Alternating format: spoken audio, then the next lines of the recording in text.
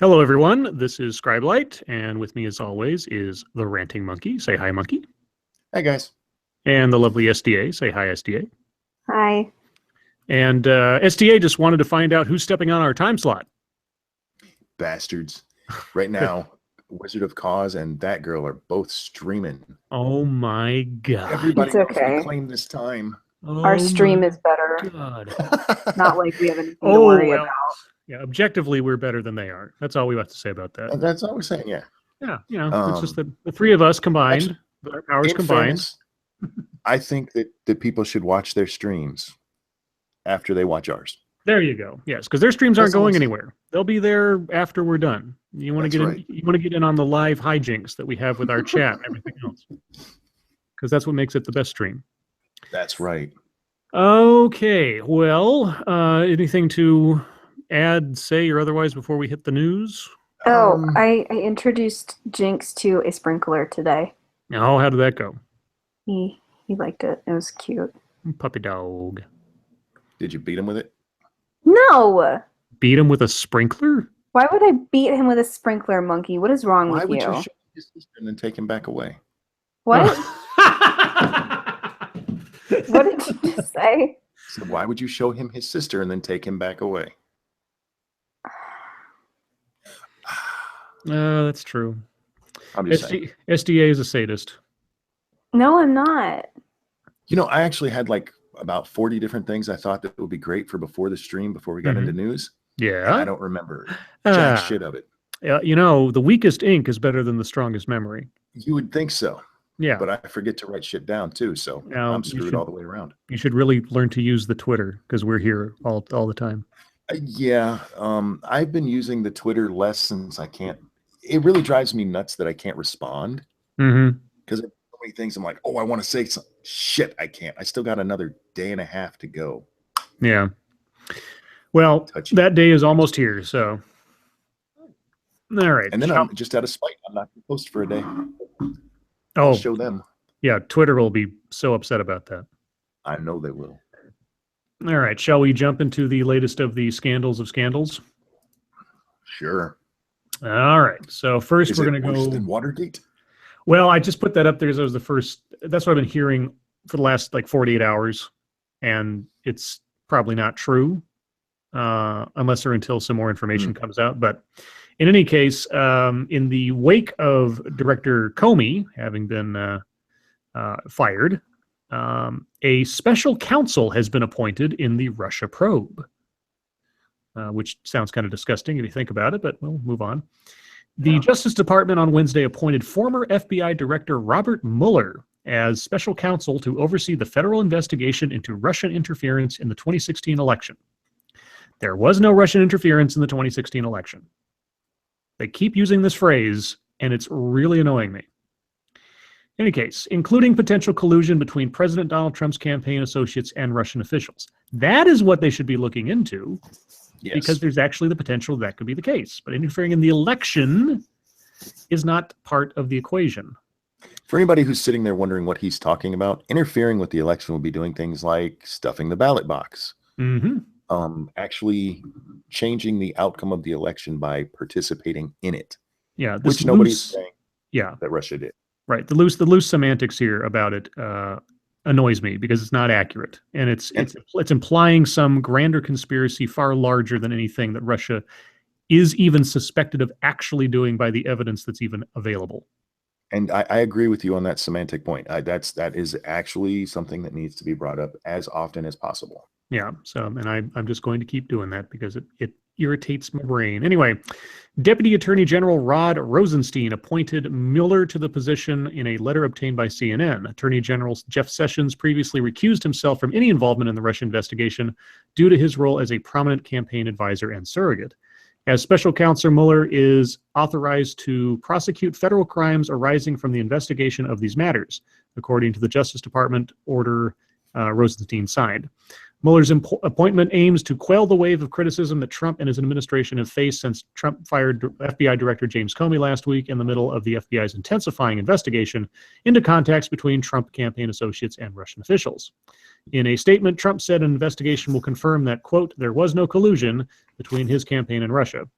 Quote, as I have stated many times, a thorough investigation will confirm what we already know. There was no collusion between my campaign and any foreign entity. I look forward to this matter concluding quickly. In the meantime, I will never stop fighting for the people and the issues that matter most to the future of our country. In a brief statement, Mueller, I don't know if it's Mueller or Mueller. I think it's Mueller. It's Mueller. Is it Mueller? Okay. Mueller said, I accept this responsibility and will discharge it to the best of my ability. Let's see. And okay, calls for a special counsel or prosecutor were rising after the Washington Post and then CNN reported on excerpts of a memo Comey wrote in February, in which Comey wrote that Trump asked him to drop the FBI investigation into former National Security Advisor Michael Flynn. That's not what the memo says. Nope. It is ambiguous. It is suggestive and implicative, but that is not what the memo says, at least the memo that we have been given access to as the public. And this is a memo that Comey himself wrote. It's not something that Trump sent to him. It's Right. his thoughts about the chat he had supposedly just had with the president. Yeah, this is his crib notes after a conversation. The other Which he thing is that oddly- if a president were to just request that, not even formally, then it's really not a crime. Not the way that it's stated necessarily. Yeah, because, I mean, it's not like he submitted some sort of formal order. Yeah, he didn't tell or him anything like that. you All need we to- have is that it was mentioned. And Well, have Sorry. you seen the full text of the memo? yeah, I've read through it. Yeah. So all he's doing is he's talking up Flynn, saying he's a nice guy, and maybe, I mean, I hope you can get this. It sounds like it was, I hope we can resolve this quickly. Just poorly stated. Yeah, which but- for Trump is nothing new. Yeah. But it is odd to me that this is such a big deal. And the director of the FBI, this just shows he should have been fired, because by his own admission, he has this, smoking gun, the president, obstructing justice. And he sat on it until after he was fired. Yeah, which just makes it seem like a convenient thing to get back at somebody for firing you. If you are the chief law enforcement officer in the country and somebody is trying to pressure you into dropping a investigation, say your boss, that might be the time to go to Congress and go, excuse me, we need to look into this. exactly. Anyway, 'Cause I'm it's sorry, Scribe. I your- didn't mean to jump into the story. No, but, it's fine. No, it's Well, but perfectly- it's your job as the chief law enforcement officer to protect and serve the people of your country. And if you're just sitting on something until it's politically convenient rather than doing your job, yeah, you should have been fired. maybe Comey learned from his mistakes before the election. Oh. Let's see. Trump was meeting with FBI director candidates when the White House was formally told that a special prosecutor had been named in Russia. God damn it, CNN. I'm going to read it as they wrote it. Trump was meeting with FBI director candidates when the White House was formally told that a special prosecutor had been named in Russia investigation. Not in the Russia investigation, in Russia investigation. The White Which House. site is this? This is it. This is CNN politics. This is CNN, the headline, the whole 9 yards. CNN needs an editor. The White House counsel informed the president. It's still sinking in, one administration official said, describing an air of uncertainty in the West Wing. We were told about it, no, not asked about it. White House spokesman Sean Spicer on Monday dismissed the idea of a special prosecutor. I'm assuming this is before Mueller was actually appointed. Quote, there's frankly no need for a special prosecutor. We've discussed this before, Spicer told reporters. You have 2 Senate committees that are looking into us. The FBI is conducting their own review. And I think if you look at what Acting Director McCabe said last week, he made it very clear they have the resources they need, and that work continues. Beyond allegedly asking Comey to quit his investigation into Flynn, okay, at least they said allegedly, good for them, who has been a central focus of the FBI's investigation into contacts between Trump associates and Russia. Trump said in an interview with NBC this week that he considered the Russia thing with Trump and Russia. What? Trump said in an interview with NBC last week that he considered the, quote, Russia thing with Trump and Russia. They didn't even use a full quote. They used a little slave quote. What the fuck, CNN? That doesn't even make any sense. They Is need that an the end of editor. the sentence? No, it's okay. I'll read it as they have written it. Okay. In an interview with NBC last week, that he considered the, quote, Russia thing with Trump and Russia, slave quote, when he decided to fire Comey. Oh, I get what they're saying. They're saying that Trump did take that into account when he made the decision. Okay. It just reads so awkwardly. If you're gonna quote somebody and at least surround it with words that Okay, Trump has called the FBI investigation into Russia a hoax and a taxpayer-funded charade. Okay, and then that's basically it. They go over some history stuff with Comey and other things that aren't related to this. So, I I am surprised they named a special prosecutor. I am. I didn't think I would see another one of those in my lifetime after what happened with Clinton. yeah, with the Whitewater and Kenneth Starr and all that stuff. Yeah, because what it started with and what it ended with, it was just retarded. Ryan Walters said, Scribe Light, what if Spicer is also the editor of all these news stories, and that's why there's so many mistakes? I don't think CNN would let anyone even partially associated with the Trump administration anywhere near their editorial decisions. Knowingly. What editorial decisions? Yeah, well, yeah, exactly. This I don't like the idea of special prosecutors. What is a special prosecutor? Okay, so a special prosecutor is someone who's appointed that is sort of like an uninvolved third party to take a objective look at something where there can be no real question as to the loyalties or the credibility of the person looking into it. Because Jeff Sessions had to recuse himself. The next FBI director will be Trump chosen, and since the investigation involves Trump, you need to have someone who's at least on the surface and otherwise impartial to take a look to satisfy all concerned. Okay. It's a way for Congress to abdicate. Thank you. Their responsibility in the matter. Congress is supposed to investigate if they think the federal or the executive branch is fucking up like that. So what they do instead, so that they can claim impartiality, is that they do the special prosecutor, who often is given way too broad range of what he's allowed to look into, which is what happened in the Clinton case. Yes. The special prosecutor was not assigned because of Monica Lewinsky. Monica wasn't even a thought when that started. Bill hadn't even fucked her yet, and which he never did, but you know what I mean. It ends up just being a huge shit show, and there's a reason that most people, even people who thought, maybe Bush needed investigated or Obama needed investigated, were like, you know what, we don't want to fuck with the special prosecutor because it's just a shit show. Yeah, it's going to overtake everybody's. Yeah, it's going to overtake everybody's attention. It's, I don't know. I have to kind of agree with Spicer. There are 2 Senate committees and the FBI looking into it. Having a special prosecutor is just, you want to talk about bureaucratic nonsense, pick one to look into it. Special prosecutor or committees or FBI, because God knows they're going to have so many wires crossed. There's going to be so much bullshit coming out of them.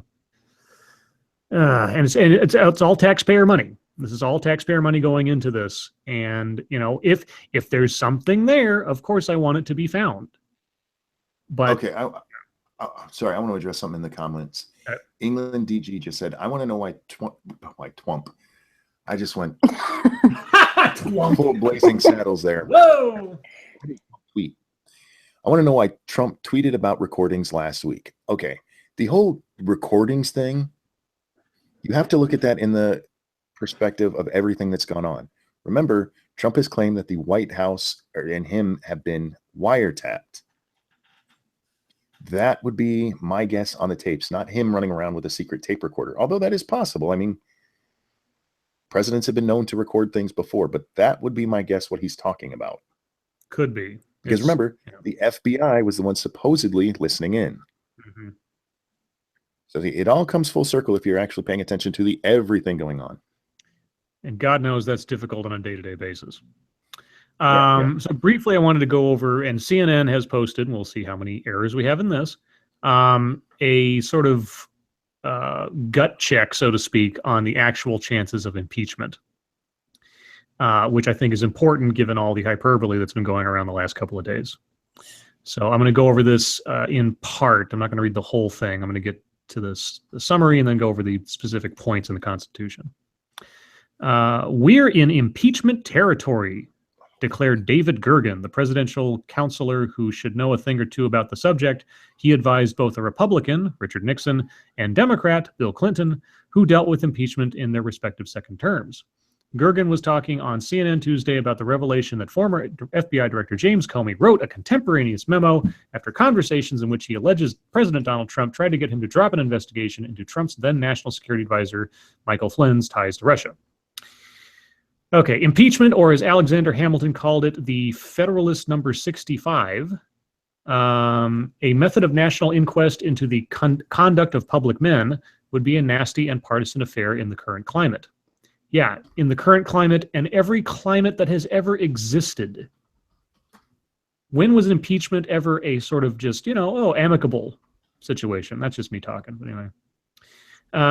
It's a complicated process. Considering how short the document is, the Constitution takes up quite a bit of space on the matter, spelling things out for the House, the Senate, and the Executive in Articles 1 and 2. Okay, Article 1, Section 2. The House of Representatives shall choose, I love this, choose is spelled back in the olden days, C-H-U-S-E. Makes more sense. At least I hope that is how it was spelled in the Constitution, and this is not CNN. The House of Representatives... The House of Representatives shall choose their Speaker and other officers and shall have the sole power of impeachment. In Article 2, Section 3, the Senate shall have the sole power to try all impeachments. When sitting for that purpose, they shall be on oath or affirmation. When the President of the United States is tried, the Chief Justice shall preside, and no person shall be convicted without the concurrence of 2/3 of the members present. Judgment in cases of impeachment shall not extend further than to removal from office and disqualification to hold and enjoy any office of honor, trust, or profit under the United States. But the party convicted shall nevertheless be liable and subject to indictment, trial, judgment, and punishment according to law. In Article 2, Section 4, and finally, the President, Vice President, and all civil officers of the United States shall be removed from office on impeachment for and conviction of treason, bribery, or, and here's the big one, other high crimes and misdemeanors. And back to the article. In plain English, that means first, there needs to be evidence that Trump committed treason, bribery, or high crimes and misdemeanors. Not just any crimes and misdemeanors, mind you, high ones. For Clinton, he was accused of perjury and obstruction of justice. For Nixon, for fuck's sake.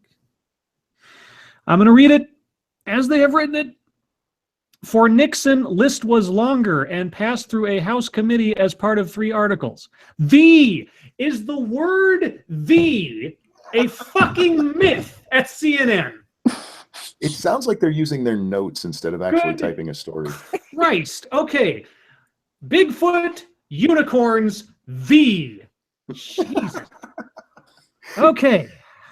Regardless, it is an extremely broad and subjective target, and there's been a lot of scholarship about exactly what it means. So even though this country has historically shown a willingness to give its chief executive a lot of latitude, let's assume this Comey thing or something else qualifies. What next? How would it happen? The full House would authorize one of its committees, usually the Judiciary Committee, to investigate and consider impeachment, according to an overview from the Congressional Research Service. That committee conducts an investigation and draws up articles of impeachment. They then vote in the committee on whether to refer some or all of the articles to the full House. If the committee votes to impeach, they prepare a report for the full House, which then debates and votes on the articles. The House can approve some of the articles and not others. In the case of Bill Clinton, for instance, 2 of 4 articles were approved by the full House. I think full House, and I think of Okay. If the full House votes for impeachment on a simple majority, the approved articles are then referred to the Senate, which conducts a trial. Chief Justice John Roberts would preside, according to the Constitution. Members of the House lead the prosecution, and senators are jurors. Senators then meet in closed session and vote on whether to convict and remove from office. A conviction requires 2/3 majority. That's 67 senators. Unlikely. I mean, 67 senators can't agree on shit these days. But anyway, Republicans control both the House and Senate. Both Nixon, who wasn't actually impeached, and Clinton, who was impeached by the House but acquitted by the Senate, were facing off against a hostile Congress controlled by the opposing party. So was Andrew Johnson, the Democratic vice president who succeeded Abraham Lincoln as president after his assassination and was impeached by the hostile Republicans who controlled Capitol Hill. He was acquitted too. Got that? Asked CNN. The Senate is... And they don't cap... No. You'll be okay. Deep breaths. Okay. Here's how it goes. Okay. So the author of this, let me go back a little bit. So was Andrew Johnson, the Democratic vice president who succeeded Abraham Lincoln as president after his assassination and was impeached by the hostile Republicans who controlled Capitol Hill. Period. He was acquitted too. Period. Got that? Question mark. Lowercase t, the Senate is 042 on... Okay, not only is the a myth, capitalizing it is apparently too much effort. When it I think they're the racist. I think maybe the key on their keyboard is broken.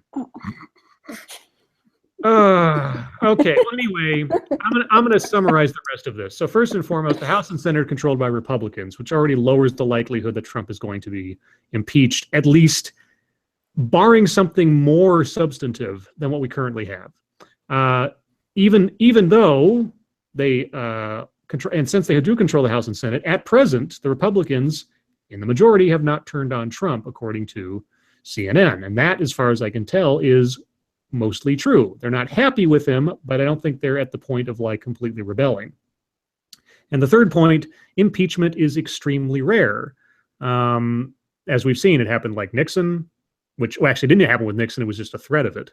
And then Clinton, and then it didn't even happen to him. And prior to Nixon, I don't think it had happened before for hundreds of years or 100 years or something. 100 years, yeah. Real quick, thank you, Sanguine. Said this is clearly an editorial microaggression.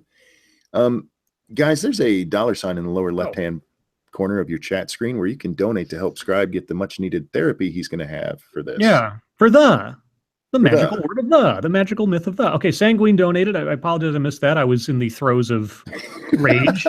Thank you, Sanguine. I need a product for Sanguine. Oh, I had one yesterday. What the hell? What was the one you were going to do yesterday? What was the one I was going to... Oh, shit. It was something you were supposed to remember. Shit. Somebody go watch the stream and tell us. No, I didn't say out loud because I was holding it. Well, they could tell us what we were talking about. How about oh my God. How about a dishwashing liquid? Dishwashing liquid. Okay. This broadcast is brought to you by Sanguine. When you need to cut out the grease on your dishes, try Sanguine. I don't know. I can't think of something funny for that one right off the top of my head for some reason. Well, I think I'm too angry. Thank you. Here's another one. Yeah, here, go ahead. Curation gave you gum therapy. Oh, Scribos! That was it. Yes. Okay, backing up. Thank you, guys. Oh, and Point Curation did it too. Okay, Point. Okay. Oh, damn it! I should have done this for Sanguine. Point, you're more recent. I'm going to give it to you, Point. I apologize, Sanguine. I'll think of something special for you next time. This broadcast is brought to you by Scribos. Buy now for your collector's box featuring Point Curation. Is there a set? Do you need to buy them all? Yes, if you send in 75,000 Scribos box tops, you get a free Sanguine mug, which is the first in a set, where the second one is Point Curation. There you go. Yes, gotta catch them all. Okay, I want to address some things that have been said in the chat here. Yeah. First of all, Nixon was not impeached, right. And he did not leave office because of the tapes. The tapes were bad, but that's not why he left. He left because he went on TV and basically admitted to knowing everything. That is when the Congress turned against him and called him and said, "You need to leave or we will impeach you." Mm-hmm. So in order to avoid that embarrassment and doing that to the country, he resigned. Mm-hmm. Mara wanted to know if Trump were to be impeached, who would come up next. That would be Mike Pence. Yep. He would get to pick his own vice president. Yep. Thank you, Timothy. the therapy I suggest for purring, a purring kitty. Fuck Good me. Christ, dude. For therapy, I suggest a purring kitten held close to the cheek. Thank you. You're welcome. Hey, how about for his, we do Hooked on Phonics since I fucked that all up. Okay. This broadcast is brought to you by great Timothy Sielbeck, who likes to play trombone in rain. Very Because nicely done. I see what you did there. Yeah, I don't fucking know. I apologize, Timothy. I honestly, my brain is scattered right now from just the. I will come up with better jokes in the future, but there you go. CNN has stole reading comprehensions from the monkey. Oh my God. I even fucked it up there. I said comprehensions. Yeah. I've had a bad couple of days talking. I apologize. Yeah. Anyway, to Mara's other question, she said, why would they want to move Pence up? And here is the conspiracy theory on this that she didn't understand. Okay. The thought is that at least Mike Pence is a Washington insider. He'll play the game the way he's supposed to. Where Trump is going to do his own thing and isn't going to listen. He's not part of the in crowd. What was it that Paul Joseph Watson just did a video that I watched right before we came on stream. He was talking about the deep state and basically the thought being that Trump is an outsider and they're going to do anything they can to get rid of him. Timothy, how did you know I played trombone? Well, Timothy, unfortunately, your rusty trombone is known wide and far. Oh, dear God. Far and wide? I'm doing CNN. SDA, do you know what a rusty trombone is? Oh, shit. I'm going to take that as a no. Go to your Urban Dictionary and look it up. No, I don't Mara, want to. Mara said she's too naive for U.S. politics. You're not. It's it's one of those things. If you're an outsider, it might not make much sense to you the way we do that stuff. Yeah. Was there anything else that I missed that I wanted to address in that? No. Back to the story itself, though. There's nothing I've seen so far that rises to the level of impeachment. They need to shut the hell up. No, it rises to the level of all they're doing right now. Surprise and surprise, Trump talks stupid. Yeah. Now, if we take Comey absolutely at his word from what we've seen so far, probably not the best optics for a president. Yes. But it doesn't rise to the level of you need to stop this, which is what Nixon was accused of. Right. Nixon didn't go. Sorry, go ahead. I said Nixon didn't go, oh, I hope we can get this solved. I hope you don't have to, put anybody in jail. He wasn't quite that obtuse. No, he's like, stop it. Yeah. Anyway. Yeah. Everybody that I read is mistaking it like Comey's memo. No, like a memo that was sent by the president. That's kind of the interpretation I read people. They're like, no. This is Comey's Post-it note scribbles. No pun intended to myself. Yeah, it's not even it's not a memo. It's a note. Yeah. It's a notation. Okay. Well, anyway, so after all of that, I have moved on to potpourri. But rather than go to the stories I have first, we have several stories that the wonderful viewers have been posting to MSS News today and elsewise. Scotch, I did see what you put in there. I can't watch the video right now, but I'll get to it eventually. So first, we have a story from AJ, or Alfred W. Schiffer, on the Twitter. The story headline says, let me pull it up here. Granted, I don't get a paywall for having clicked on it. And I do. And, okay, I can still read it. All right. So this is an opinion piece from the New York Times from Brett Stevens. Leave your safe spaces. The 2017 commencement address at Hampton-Sydney College. Let's see. Oh, it's a commencement address. Okay. I will read a little bit of it because it's quite long. Who gave it? If it maintained. This commencement address was delivered on May 14th, 2017 to the graduating seniors of Hampton Hampden Sydney College, an all-men's school in Southern Virginia. I assume this is being read by the author because it doesn't say otherwise. Let me scroll down real quick to make sure I'm not missing something. Yes, I assume this was a speech given by Brett Stevens. So yeah, I'll give it a bit. Well, if it holds our interest, I'll continue. Okay. Members of the class of 2017, congratulations. Very soon you will hold in your hands the diploma of a great and storied college. Very soon you'll be gone from this gorgeous campus, this nurturing, stimulating, protective environment, a place that, in a manner of speaking, has been your safe space for these past few years. So let me ask you, are you ready, really ready, to leave this safe space? I've been thinking about safe spaces a lot lately.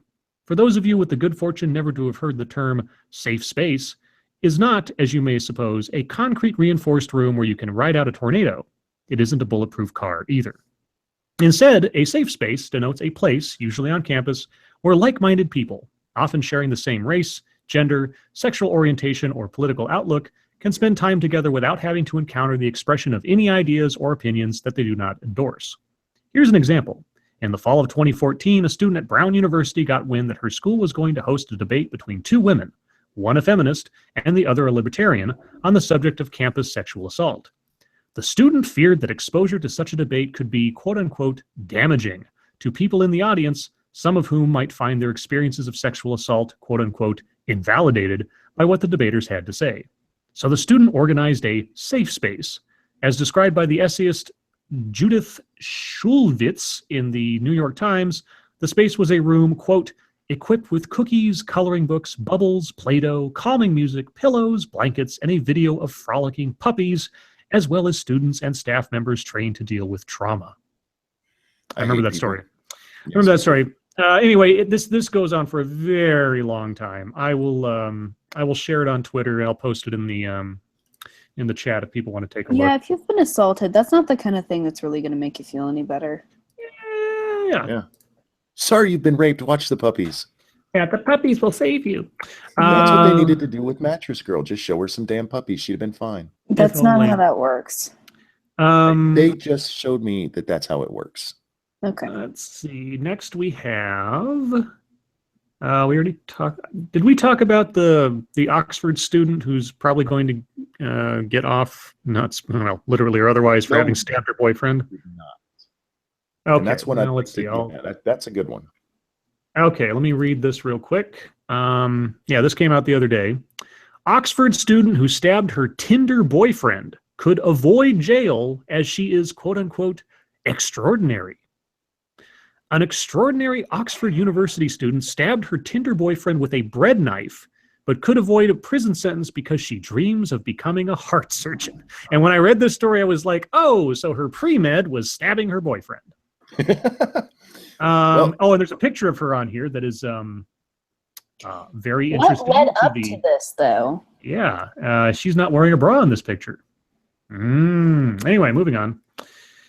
Lavinia Woodward, 24, took a swipe at her then-boyfriend with a large knife and stabbed him in the leg in a fit of rage. She then threw a laptop, a jam jar, and a glass at him during the drug and drink-fueled episode at iconic Christ Church College, Oxford. The medical student whose dream is to become a heart surgeon, I almost thought it was a CNN moment, had previously admitted one charge of unlawful wounding at Oxford Crown Court. She now lives in Milan, Italy, but was present at today's hearing. Despite Judge Ian Pringle revealing the crime would normally mean a prison term, he hinted she will not be jailed because of her extraordinary talent.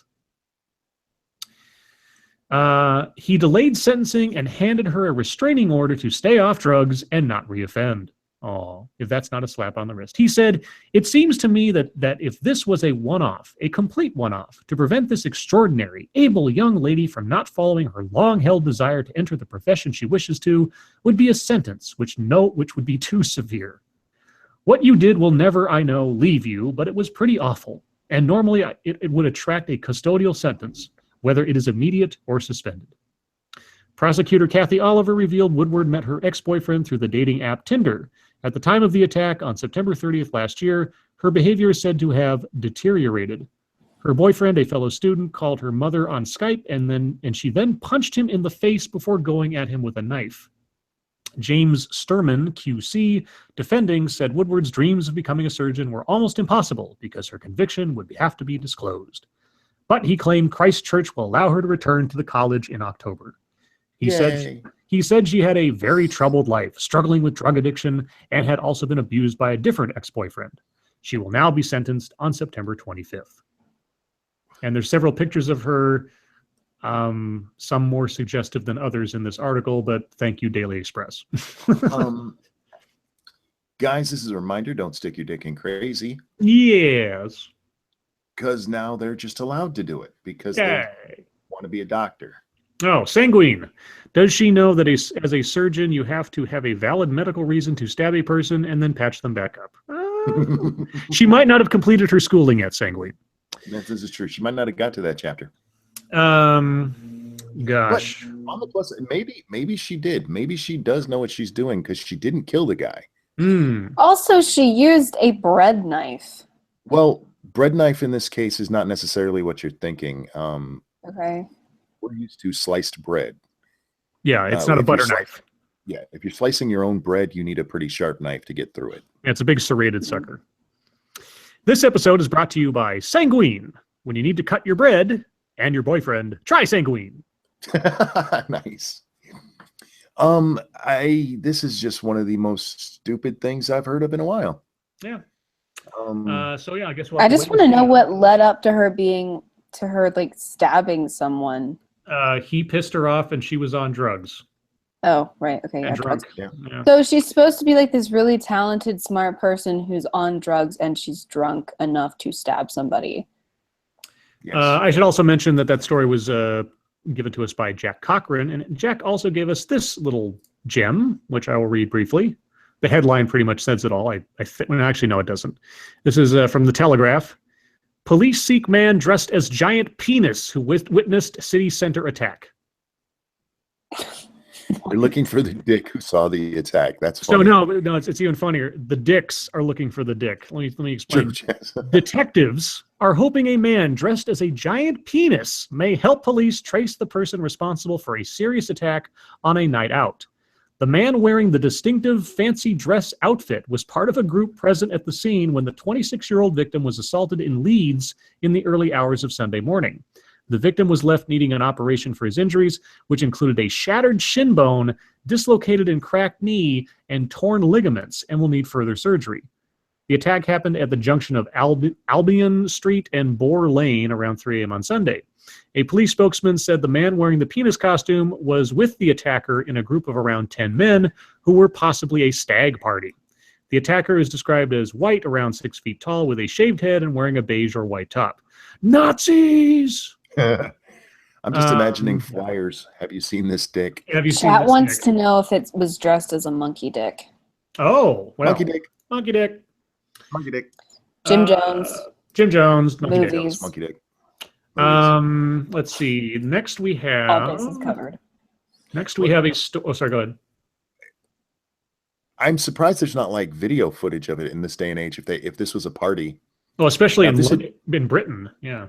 If this had been a bachelorette party, there'd be tons of evidence. Guys, get your shit together.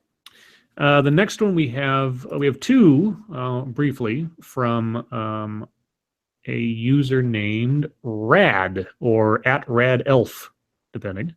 First one says, I don't know what this means. SJP. SJP shuts down another pro-Israel event at UC Irvine. Oh, I see. The University of California, Irvine's Students for Justice in Palestine chapter once again disrupted and shut down a pro-Israel event shouting "fuck you" at attendees. SJP had just recently come off an official warning for its involvement in the violent disruption of a pro-Israel film screening in 2016, and students supporting Israel is now calling for the group to be suspended for 1 year. SJP, social justice pricks. Yeah, something like that. Let's see. It's kind of long, but I'll read the first couple paragraphs. The University of California, Irvine Students for Justice. Yeah, we already read that part. Okay, so you take the first sentence of your article and put it in bold at the top. Okay. Campus Reform reported last May that students affiliated with SJP had participated in shutting down a film screening hosted by a Jewish student group on campus, resulting in a written warning effective immediately, sanctioned against SJP, which expired in March. Now, almost exactly a year later, the same group overtook a student-supporting Israel event featuring Israeli veterans who are touring college campuses to share their firsthand experiences from on the ground. A group of roughly 30 protesters descended upon the event when it was about halfway through, initially engaging civilly, but quickly turning to insulting the speakers and shouting over them as they attempted to answer questions. Okay. And then they were shouting things like, Israel, you can't hide. We charge you with genocide. Israel, what do you say? How many people have you killed today? So on. That's kind of ironic coming from people supporting Palestine. Yeah, well, there's that too. Let's see. Next one from Rad. Oh, I read this the other day and I was debating about bringing it up, but one of our viewers did, so I will. Marvel cancels Ta-Nehisi Coates' Black Lives Matter comic due to poor sales. Oh, Can of yeah, I shit. saw that one. No one is buying Marvel's lineup of social justice-themed comics. It's no surprise, given that few readers want politics to be forced down their throats. Yeah, I read about this, as a quick aside, I read about this a couple of months ago when it first premiered, and I saw some images from the first few pages of the comic book. And I was thinking, comic books used to be fun. Mm-hmm. That was my first thought. And so anyway, moving on.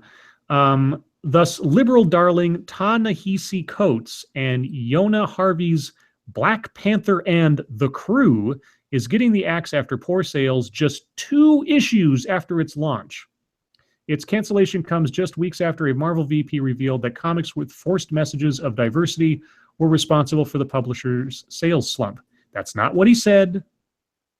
People keep repeating that incorrectly. What did said he had actually heard- say exactly?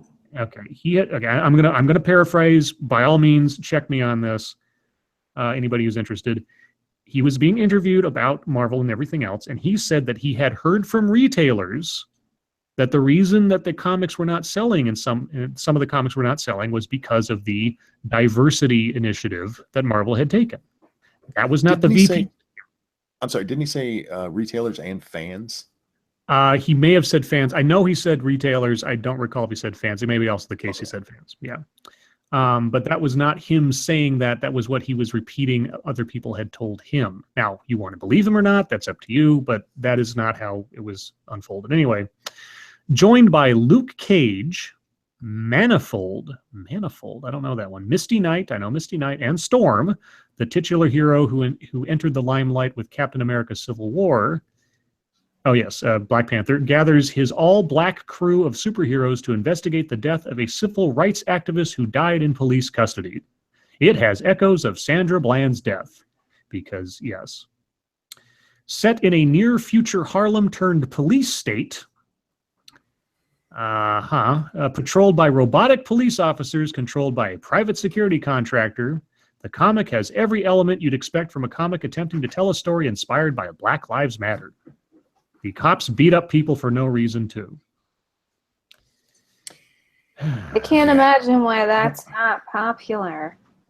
Naturally, the social justice superheroes take justice into their own hands and go to battle against the corrupt system while learning about the historical figures of the civil rights movement. That's a comic I want to read. Yeah. So what is Man. it? Like a fucked up Saturday morning cartoon for like educational purposes? I don't know. That just sounds like so much fun. Oh, this is interesting. Univision-owned entertainment vertical Gizmodo, and by the way, Fusion is owned by Univision, enthusiastically describes The Crew as one that, quote, tells a timely story about real-world issues like how police brutality devastates Black communities.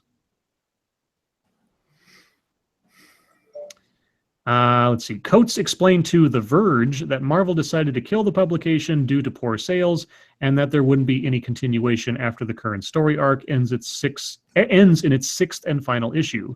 The market spoke and Marvel listened. Let's see. Christopher Priest's original run of The Crew in 2003 performed similarly poorly and was canceled after just 7 issues. Like Coates' new effort, Priest's run was also made up of non-white superheroes who took on gentrification in New York City. Okay, how many times do you need to touch the stove? How many times to know it's hot? When I was little, superheroes fought super villains. Yeah. They they didn't fight gentrification. What the fuck? Yeah, the most history lesson I ever got out of a comic book was Captain America. I think it was 500, where Captain America seemingly like goes into some kind of daze or whatever, and he ends up meeting all these American folklore heroes like Paul Bunyan and you know, Pecos Bill and all these you know, sort of legends, because Captain America too has passed into the realm of legends like all these other people, and that was about as historical as I got, and it was all made up and make believe myth, and that was fine. You know, that was about fine. But I don't read comic books for political commentary. Social commentary, sure, okay. You know, you can make some social commentary statements. You know, devil in a bottle with Iron Man and alcoholism. You know, you can make those statements, and I'm perfectly fine with that. But at the same time, if that's all it is, if that's the entire reason, if that's the basis of your comic book, you got a problem. That's all I'm saying. They could even do it. I mean, the Red Skull is not just a supervillain because he's got a fucked up face. I mean, right. He was. You can attack ideas by giving them to a villain. Right. What you can't do is this shit. And the problem is, and we've discussed this before, they're playing to people who are not their fucking audience. Right. Yeah, they're playing to a bunch of people who do not give a shit. They weren't buying them before, and they're not gonna buy them now. Yeah, I don't understand what message they're not getting. It's like, look, you know, regardless of whether or not your message is sound, let's put this aside for a second. It's not entertaining for people who read comic books. If you want to have that message, you can have that message, but this is obviously not the medium for you. I don't know what other information you need than poor sales 15 years apart, for God's sakes. So I don't know what, I miss the days where superheroes were just superheroes fighting bad guys in secret bases and saving the world, and, you know, maybe a little bit of humor here and there. You know, depending on the book, or you're Punisher and you're down in the streets blowing a guy away with a MAC-10. That made me happy. So whatever. So see, that could kind of be a Black Lives Matter title. Yeah. I mean, okay. Oh no, he doesn't shoot cops. Now we've got potpourri. Mm-hmm. So we've got Bad Date. We have neck hold, stealthing, Iran Stealthing, stealthing, stealthing. Remember what stealthing is? Mm-hmm. Okay. Iran nuclear deal, anti-abortion club, gay couple caning. I guess Iran. Start there. Okay, Iran. The Trump administration took a key step Wednesday toward preserving the Obama-era nuclear deal with Iran, coupling the move with fresh ballistic missile sanctions to show it isn't going light on the Islamic Republic. The State Department said Iran would continue to enjoy relief from decades-old economic measures punishing Tehran for its nuclear program. Under the 2015 nuclear agreement, the U.S. lifted those sanctions, but Washington must issue periodical waivers to keep the penalties from snapping back into place, and the most recent one was set to expire this week. Donald Trump, as a candidate, vowed to renegotiate or tear up the nuclear deal. This is why I thought it was interesting, because it was like, I remember him mentioning this on the campaign trail. As president, he has altered his position, insisting he is still studying the accord and hasn't made a final decision. That's the bulk of the story. I mean, everything else is just a bunch of history on Iran and nuclear stuff. So I just thought it was interesting that Trump upheld the Obama deal for the time being, at least. Yeah. I'm not surprised, though. This is one of those things we talked about where it's very easy to say things on the campaign trail, Right. A lot harder to do it once you get in there. I still think that deal is really shit, but undoing it at this point would take political capital he doesn't have right now. Yeah, exactly. Okay, so going from the end backwards, Snakebite, Misogyny Forum. Misogyny forum. Misogyny Forum. Lawmaker behind misogynistic forum quits, cites safety fears. Concord, New Hampshire. A Republican lawmaker who was criticized for creating a misogynistic online forum resigned Wednesday, citing concerns for the safety of his loved ones and himself. The resignation of Representative Robert Fisher of Laconia came shortly after his Republican colleagues voted to recommend the full House take no action against him, and after Democrats said they would ask the Attorney General to investigate him.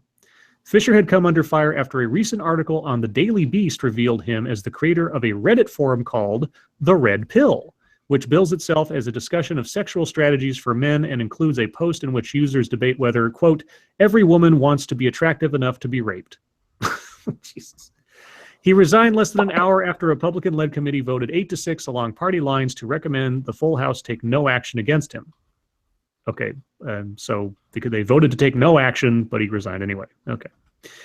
Quote, unfortunately, the falsehoods, lies, and comments of an overzealous blogger and some of my colleagues have created a situation where I must genuinely consider the safety and well-being of my girlfriend, my family, and myself, he said in an email. I'm happy that the House committee stood firm for free speech today. It is with a heavy heart that I will be unable to complete my term.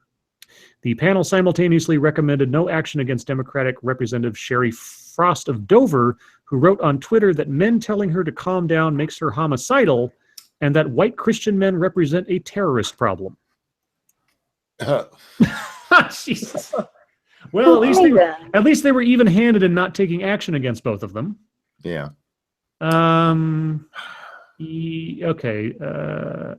Okay. Representative Sherman Packard, Republican of Londonderry, made the motion that the committee recommend no action against either lawmaker, said he didn't believe the committee could recommend they be censured, reprimanded, or expelled based on the constitutionally protected right of free speech. Good for him. I will stand here and sit here forever and defend their freedom of speech no matter how reprehensible I find it, and I find it reprehensible in both cases, he said. All right. Good for I him. would put that bitch who said that somebody telling her to calm down makes her homicidal on a fucking watch list. Yeah, well. Yeah, I would too. Otherwise, yeah, let her. I mean, it's still free speech, but come on, guys, this is what we call a warning sign. That's a red flag. Okay, so we have bad date, neck hold, stealthing, anti-abortion club, gay caning, and stealthing. All right. Wisconsin and California lawmakers take aim at stealthing. Democratic lawmakers in at least 2 states want to criminalize stealthing, in which someone removes a condom or other contraceptive device without permission during intercourse. Wisconsin State Representative Melissa Sargent and California State Representative Christina Garcia both say exposing partners to the risk of sexually transmitted disease or an unwanted pregnancy without their knowledge amounts to sexual assault and should be treated as such under the law. This is rape, Sargent said. This is non-consensual sexual assault. We need to call it what it is. I'm not in disagreement with the notion. At the same time, I would hope this would also include women who decide not to take the pill when they say they have. Yeah, I agree. Because I think doing anything that could put your partner at risk or whatever they're not consenting to, then that's non-consent. If you do something that your partner didn't consent to during sex, then it's non-consensual sex. Right. So I'm hoping that when it says another contraceptive device will also include the pill, because that would be an interesting way, because they can't really say it only applies to men. But look at how that was worded during sex. You can't take the pill off during sex. You can also, there are other contraceptive devices that can go up. But what about a woman who says, I'm on the pill and she's not? Well, let's see. The story continues. Let's see.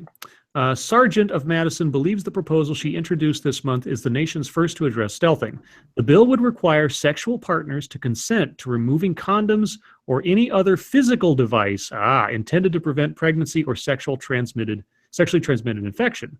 Sargent said she'd been familiar with the concept of stealthing for years, but didn't know there was a word for it until reading an April article in the Columbia Journal of Gender and Law, by then law student Alexandra Brodsky that described the practice and considered possible legal remedies. Yeah. Well, it doesn't. Obviously, it's not including. No, it's not. Birth control. However, any physical device would include some devices that women can use.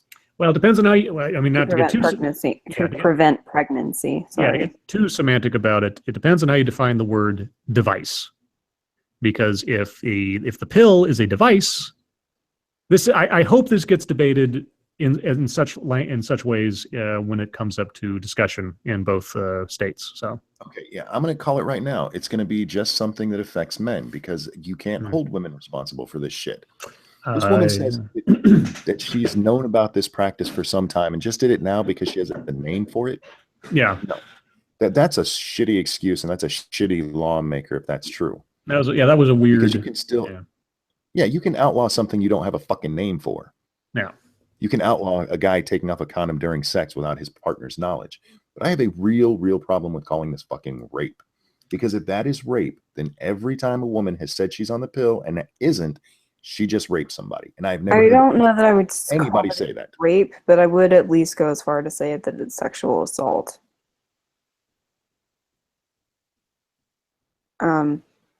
And I would be perfectly fine with a woman who's lied about it being prosecuted for that. Mm-hmm. I'm just going to This is why Chris Raygun said in his video today, be very careful supporting something that can bite you in the ass. Women who are cheering this, be very careful because it's going to come back and bite you in the ass. Well, this is why even when we were talking about the divorce stuff and things like that, this is why I say that we need to come at things from a gender neutral perspective, because you end up with situations like this where one gender ends up being prosecuted for something and then there's another gender that gets away with it. And that's I mean, it sounds sort of gender neutral, and I'm sure it'll get debated. But if they're going to do something like this, it should pretty much be, if you do something that pretty much breaks the terms of agreement or whatever, to which you agreed to have sex with somebody, then that's assault, something, I don't know. Anti-Schwager says contradeception. I thought it was funny. Yeah, we'll call it that. Getting into problems with, okay, what about if he didn't use a good condom? He used some cheap condom and it broke. Here's the long and short of it. If you have sex, I don't care if you think somebody's on the pill or you think somebody's using a condom. There is a chance of a child and there is a chance of disease, period. And while, somebody saying I'm using a condom and isn't is kind of fucking scummy, I don't think it rises to sexual assault or rape. It's not. You're agreeing to sex. Now you can say it's deceitful, whatever. It's not rape or sexual assault. And I just think that really, I hate the wording there. Yeah, I'm curious to see how this is. Sorry.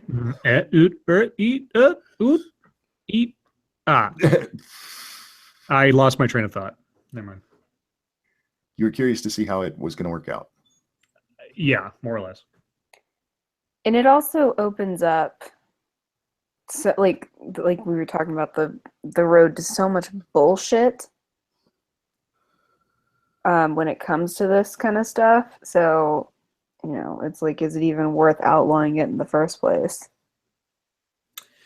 Okay, so we have bad date, we have neck hold, we have anti-abortion club, gay caning, and snake bite. Neck something? Neck hold. Where'd it go? There we go. The latest, Vegas police, unapproved neck hold used in chase. Now, this story, I'm waiting to see it turn into another protest spark, and we'll get to it in a second here. The latest on a death of an unarmed man in Las Vegas after an officer used a neck hold banned in many cities. Las Vegas police say an officer used a stun gun 7 times and an unapproved neck hold on a man in a deadly chase at a casino over the weekend. Clark County Undersheriff Kevin McMahill said Wednesday that an officer reported that he thought the man was trying to carjack a pickup truck, before the officer used the stun gun and choking technique to subdue him early Sunday at the Venetian. Authorities say 40-year-old Toshi Brown led the officer on a foot chase that and shook off the effects of the stun gun and punches. McMahill said the officer was heard on a body camera recording saying he used a rear naked choke, a prominent mixed martial arts technique. It could take several weeks for a ruling on Brown's cause of death, because he died as a result of, presumably as a result of the stun gun and the neck hold. So choked to death, maybe.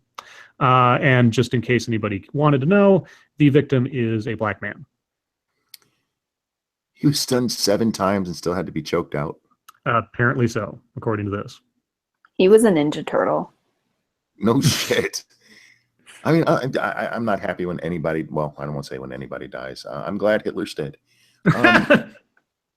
I'm not generally happy if a criminal gets killed, because especially if it's over something minor. Yeah. But if you stun somebody 7 times, maybe the chokehold is a little justified. Maybe. Maybe. What was he doing? What's the difference? I mean, what would be the difference if you just shot him instead?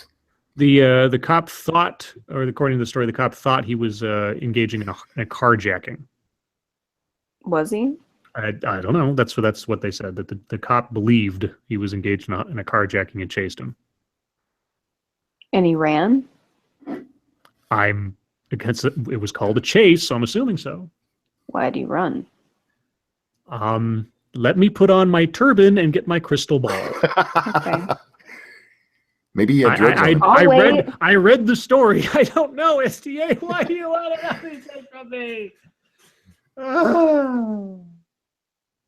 Yeah. It's hard to have an opinion when I don't know what the fuck the guy was doing. I mean, there's a lot of reasons he could have run. If he was snuggling puppies, then, sure, that was shitty, but... Well, let's say you've done something maybe he did something completely unrelated to this car thing. Maybe that was his fucking car. But then a cop comes running at him, and suddenly he's like, oh shit, they know what I did, and he takes off running. It could just be he's afraid of police. There's a lot of reasons he could have run that have nothing to do with him actually being guilty in that situation. But if you get stunned 7 times, holy fuck, that's a lot.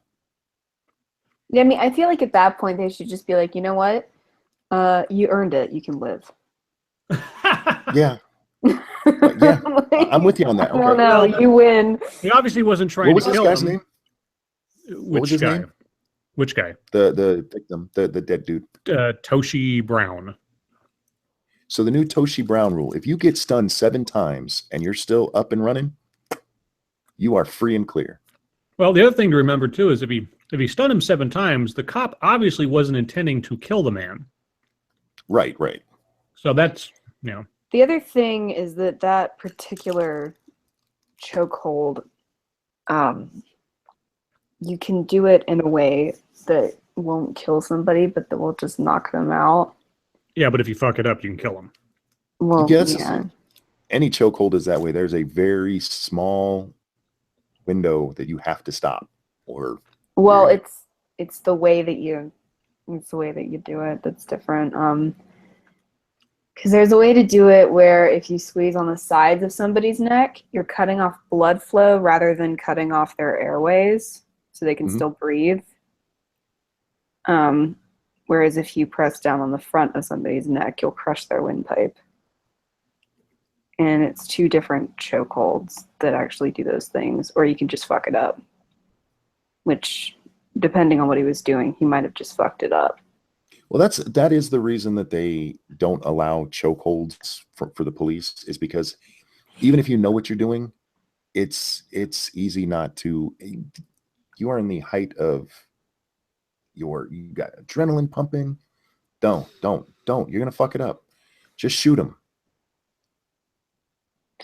Well, that's what's interesting too, is that at this point, had he shot him, would this even be an issue? An unarmed man running away from him, shooting him in the back. Well, but he was also like superhuman, so. Well, he would. Well, I don't know. I don't know. If he was not posing a threat to the officer and was running away, you don't really, and he's unarmed, you don't really have a justification to pull out your gun and shoot him. Subdue him, sure. Shoot him, no. So I'm guessing that was the intention of the chokehold, and he. Yeah, well, I mean, just on the basis if this story is correct, the officer was really trying to take this guy down peaceably in relative terms. So as far as like, if it comes down to was there intent to kill the guy, if that is what happened, it's hard to call that one given the chain of events if they're accurate. And this is why I support officers beating people with billy clubs. Yes, monkey's old school. That's right. In the leg, of course. In the leg. That takes them down. They can't run.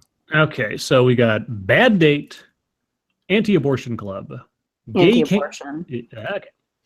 Law firm backs students who want to form anti-abortion club. A Chicago-based law firm is backing a pair of Eastern Pennsylvania high school students who say school officials have denied their efforts to start an anti-abortion club at school. All right, this is a high school. Okay. Senior Elizabeth Castro and junior Grace Scherer say they proposed a student group at Parkland High School called Trojans for Life. Trojans are meant to prevent life, but I'm assuming that the Trojans are their high school mascot. But school officials denied the request. The nonprofit Thomas More Society says the school deems such a club too political and too controversial, which it says amounts to censorship and an infringement of the students' First Amendment rights. The firm sent a letter Wednesday calling on the school district to reverse the decision. That's basically the whole. The district declined response. That's the story. Anti-abortion club. That's like a really specific club. Yeah, it is. Well, BDSM club. You were in college, though. Yeah, that's true. Yeah. This is high school. I don't know what high school club policies are at Parkland High. So I do think that is an excellent. The name of their club, I think, is an excellent pro-life. What's the word I'm looking for? Slogan. Trojans for life. if you believe in stopping abortion, the best way to do it is to stop pregnancy. So nice turnaround. I like that. Okay, so we got 3 left. We got bad date, gay caning, and snake bite. Snake bite. Love bite. Snake bites Florida man who tries to kiss it. Oh, for fuck's sake. Authorities say a Florida man, Fucking Florida man, leaned in to kiss a rattlesnake, but got bitten instead. News outlets report the unidentified man was bitten on the tongue Tuesday in the Bostwick area and had to be airlifted. Stop.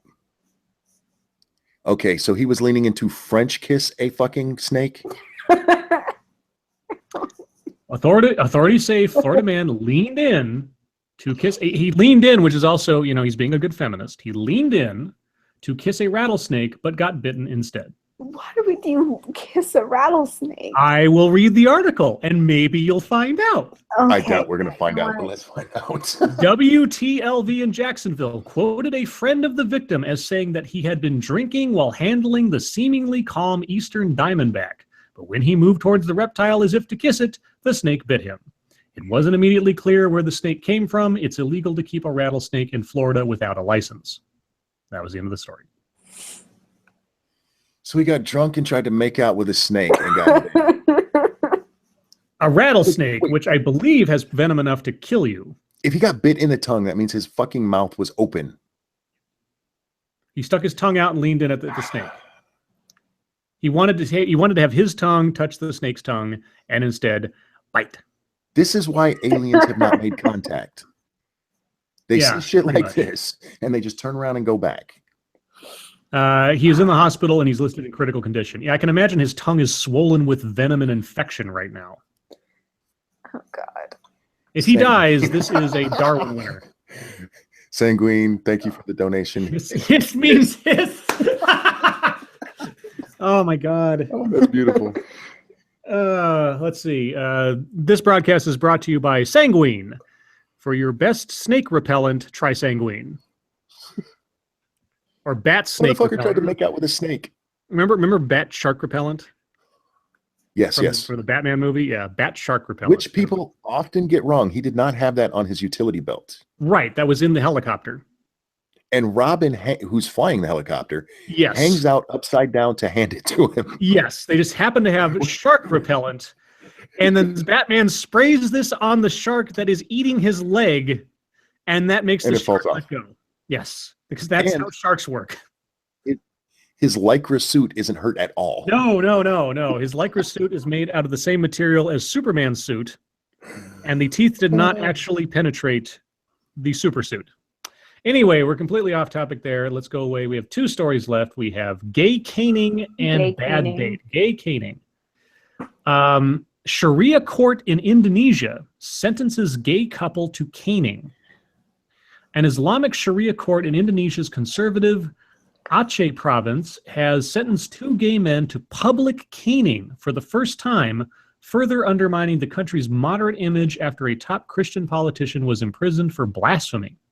The court, whose sentencing Wednesday coincided with the International Day Against Homophobia and Transphobia, said the men, aged 20 and 23, would each receive 85 lashes for having sexual relations. One of the men wept as his sentence was read out and pleaded for leniency. The chief prosecutor, Golmani, who goes by one name, said they will be caned next week before the holy Muslim month of Ramadan starts about May 25th. The couple was arrested in late March after neighborhood vigilantes in the provincial capital, Banda Aceh, suspected them of being gay and broke into their rented room to catch them having sex. Cell phone video that circulated online and formed part of evidence shows one of the men naked and visibly distressed as he apparently calls for help on his cell phone. The second man is repeatedly pushed by another man who is preventing the couple from leaving the room. The lead judge, Karil Jamal, said the men were, quote, legally and convincingly proven to have committed gay sex. He said the 3-judge panel decided against imposing the maximum sentence of 100 lashes because the men were polite in court, cooperated with authorities, and had no previous convictions. As Muslims, the defendants should uphold the Sharia law that prevails in Aceh, Jamal said. International human rights groups described the treatment of the men as abusive and humiliating and called for their immediate release. And that's, there's a whole bunch of others. Yeah. Indonesia? Yes. Yeah, I would just like to say, Riley Dennis, go fuck yourself. Indonesia is often pointed to as a Muslim country that treats gays well. Yeah, right. It is a bunch of shit. It's a fucking lie. If you we talked about that in the video that we collaborated on. Yes, we did. Yes. And because Riley was like, you guys know, like, Malaysia and Indonesia has, like, lots of Muslims, and, like, they're great, except for they beat them. Yeah, and there's a lot of jokes to be made about gay men being caned, and have your fun with that. But what is about to happen to these 2 guys is fucking horrific.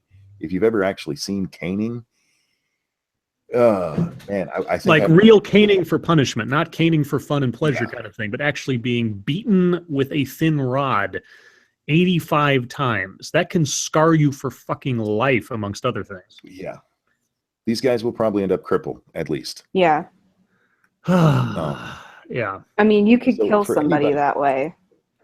Anybody easily is in favor of social justice and Islam, go fuck yourself with the biggest object you can find, because fuck you. Okay, well, let's end on something slightly funny. The last story.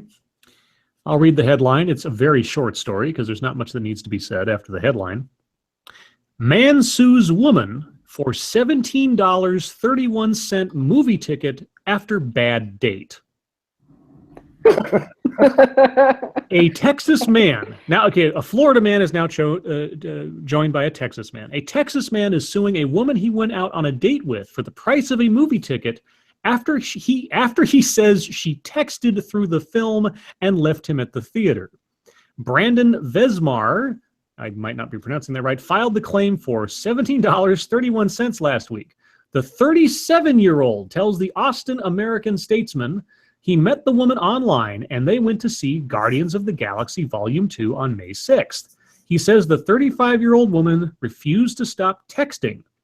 Vesmar says he suggested she step outside to text. The woman then left the theater and never returned. The woman tells the newspaper Vesmar asked her later for the cost of the ticket, but she refused because, quote, he took me out on a date. Yeah, sorry, dude, you don't get that money back. Yeah, that's kind of... Yeah.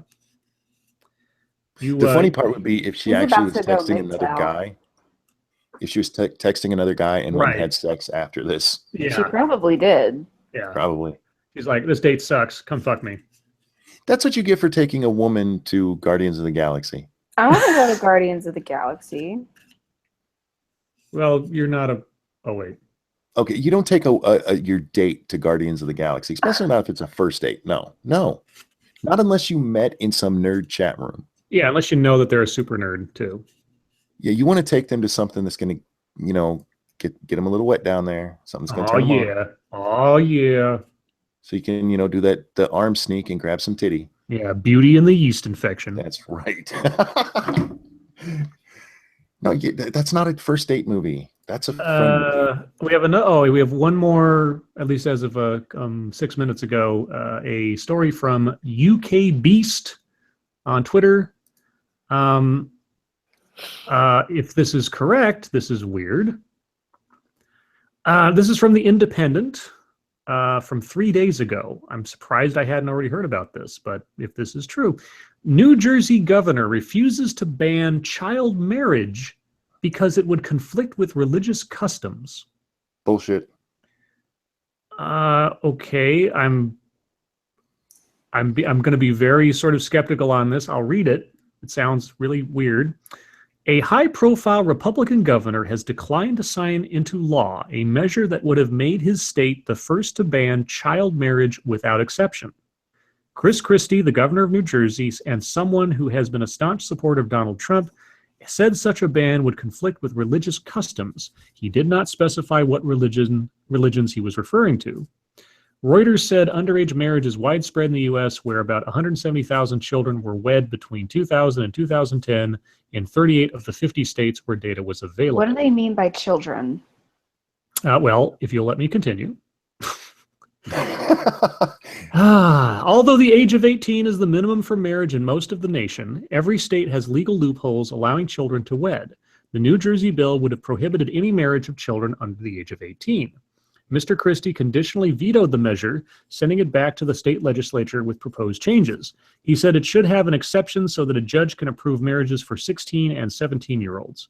Quote, an exclusion without exceptions would violate the cultures and traditions of some communities in New Jersey based on religious traditions, Mr. Christie said in a statement.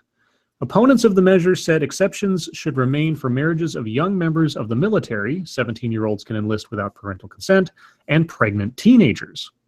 The bill as it was already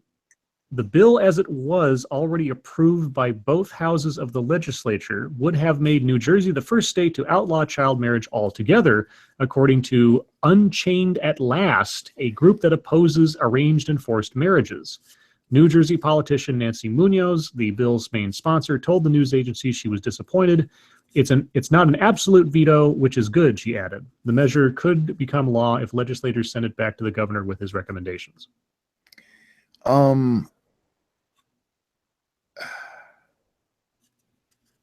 I know this is going to get me some shit, but I'm kind of with them on this.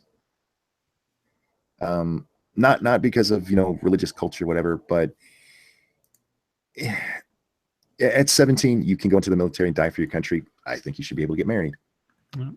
the Zena, thank other- you. Komodo dragons should take over Indonesia. Probably, yes. The other one that they gave, that 16-year-olds should be allowed to marry if they get pregnant, they've already showed they don't make the best decisions, so maybe just make them wait a little bit. Yeah. I need a product for Zenith. Oh God. SDA, any ideas? Televisions. Televisions? Oh no, Yeah, that's Zenith televisions. that's too easy. No. That was funny. No, it was funny, sure. No, I need something else.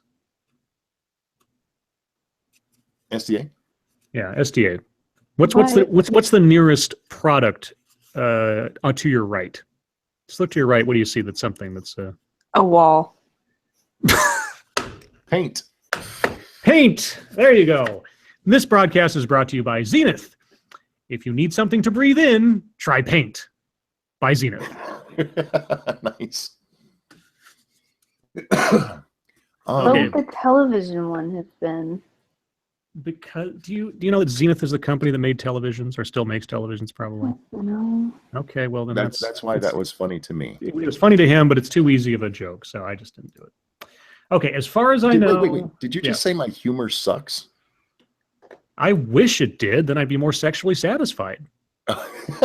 Well played. So I am currently out of stories now. Damn, that was a long news segment. Well, our viewers are really giving us a whole bunch of other stuff. I mean, the date story was sent to us by a viewer. Let's see, make sure who that was. That was I don't think I said the name. Where'd it go? There it is. It was yes. Fernanda sent us the date story. I think I named off all the other people that sent stories. I think that's the only one I forgot to do because I clicked that earlier.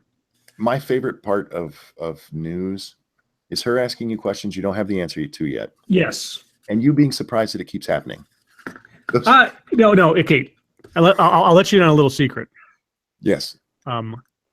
Melodrama. I was gonna say, do you pause because you know it's coming? No, I don't need to pause. I just know it's coming. I just think it's great because I want to ask those questions, but I hold it because I know. Yeah. And I love saying, "Let me read on" or something. In fairness, though, and this isn't towards anybody, a lot of the times we don't get the answers to the questions. It's true. And I blame the news for that. Yeah, no, it's totally true. Perfectly legitimate questions. Yeah, it's perfectly legitimate questions. And like I say, I don't read these things before I start reading them. So it is possible that when I say, "Let me continue," there might not be anything there. It's entirely possible. There's usually nothing there. That's true. Yeah. I'm with her on that. Oh, sorry. I'll wait. Go ahead. I was just going to with that last story. Mm-hmm. They put in that the 16 and 17 is the exception they're making, but they don't mention if there's any younger that goes on because that's where my issue would be. Yes. I mean, 16 is still pushing the limit for me, but definitely by 17 you should be able to make that choice if you're able to go into the military. Let's see. I got a couple of people in the chat. Scotch, talk about Erdogan's bodyguards attacking protesters. That's been covered all over the place. I don't know. You guys want to talk about that? Because it's been all over. The only thing I'll say is I saw Phil DeFranco really pissed off about it because nothing has been done to the bodyguards.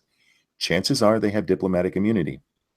And that's what happened there is not enough to override it. So here's what I would suggest. If you know somebody's like that, because this isn't the first time this has happened, stop pissing them off. Yeah.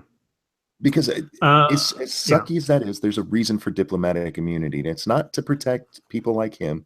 It's to protect our people overseas. Right. I mean, it's fair play across the board. And sometimes it does suck. And sometimes people do get away with something they probably shouldn't. But then it's sort of the same thing. Like, well, if we take away their ability to do that, then our guys are also lacking protections as well, because they won't be honored in their countries. So. Jay Reynolds asked, Scribe Light, did you watch the one I sent you on Twitter earlier? I did watch it. It's Tucker Carlson from like back in April, and I know that we talked about this. So it's a video. I can't obviously play it on here, but it's a Tucker Carlson video about, he was talking to a feminist who's saying that, or either a study says, don't say breastfeeding is natural.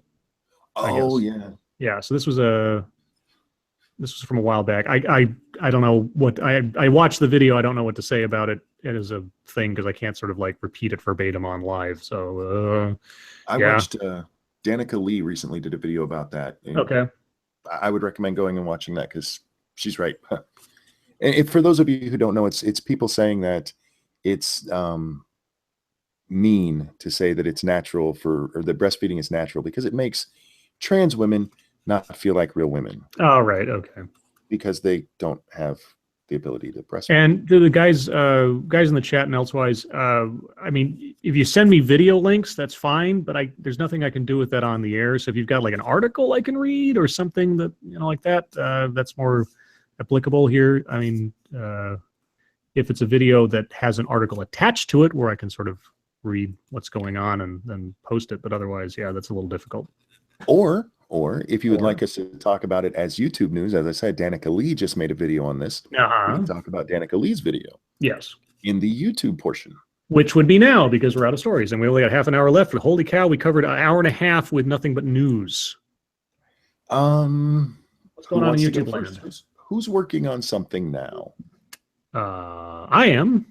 What are you working on? I just recorded audio. I talked about it last night. I've decided to make a double feature fusion video with two relatively short fusion videos that by themselves didn't feel like they constituted a good video all by themselves. And the first one's about an astronaut telling us that he didn't know that borders were a man-made thing until he went to space. Right. And the legal counsel for the Council on American Islamic Relations talking about the immigration restrictions and a bunch of other things in there. So I recorded the audio before the stream. I will probably be able to put it together and have it out there tomorrow. SDA, you working on anything? No. Did either of you put out a video today? I did not, except for this one. Technically, my video came out today, although it was at 4 o'clock in the morning? Yeah, it was in the morning. Early. Yeah, so that was my Russian Deadpool one. Mm-hmm. Oddly, the only real criticism I've got on that is people who just don't think you can make jokes at all. Can't make it. And I still stand by the fact that V's joke was funny. Yeah. A feminist getting triggered, yes, it's insensitive, it's juvenile, but it is funny. And yet you should be able to laugh at pretty much anything. One person said, how would you like it if people make fun of your health? I make fun of my health. Yeah, exactly. I have no problem. Don't take yourself so seriously. If it's something that just happened to you, sure, I understand you being sensitive about it. But I've said this before about things. If we stop making jokes about everything that has ever hurt somebody, there will be literally nothing left to joke about. Because somebody's been hurt by fucking everything. So have your moment where you deal with your tragedy and then move on with your life. Get back to jokes can be funny, even if it's something that, my brother killed himself. I laugh at some suicide jokes. Sometimes they're funny.